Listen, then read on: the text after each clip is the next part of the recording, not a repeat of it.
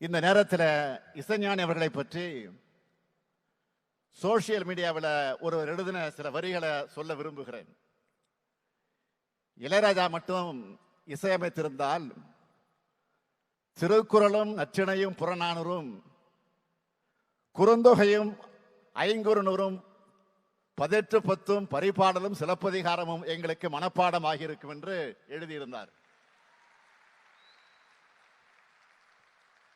இசைஞானி அவர்களே, நானும் இதையேதான் தமிழ் ஆர்வலரா உங்களிடம் கோரிக்கையை வைக்கிறேன்.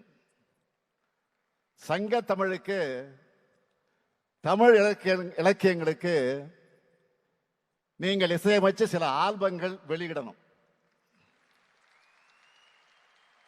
எப்போதும் முதலமைச்சர் கோரிக்கை வைப்பாங்க. ஆனா முதலமைச்சராக வந்து தமிழ்நாட்டு மக்களின் சார்பில், தமிழர்களின் சார்பில் நான் உங்களுக்கு கோரிக்கை வைக்கிறேன்.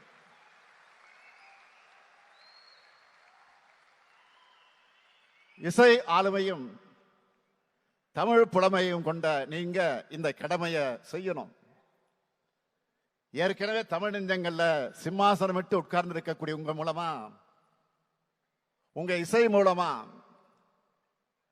தமிழ்ச்சுவையை அடுத்தடுத்த தலைமுறையினருக்கு பரிமாறப்படணும். ஏனென்றால் ராஜா கைய வச்சா அது ராங்கா போனதில்லை. அந்த நம்பிக்கையோட இந்த கோரிக்கை வைக்கிறேன். முதல்வர் அவர்கள் என்னிடம் சில வேண்டுகோளை வைத்தார்.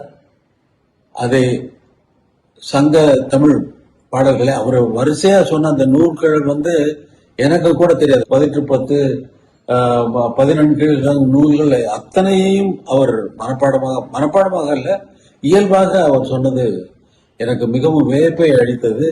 அதற்கு நான் இசையமைக்க வேண்டும் என்று அவர் சொன்னது, உங்களை தவிர வேறு யாரும் அதை செய்ய முடியாது என்று நான் நம்புகிறேன் என்று அவர் சொன்னது எனக்கு மேலும் மேலும் ஊக்கத்தை அளிக்கிறது. அதை நான் கண்டிப்பாக அவர் வேண்டுகோளை நான் நிறைவேற்றுவேன் என்று இங்கே சொல்லுவேன்.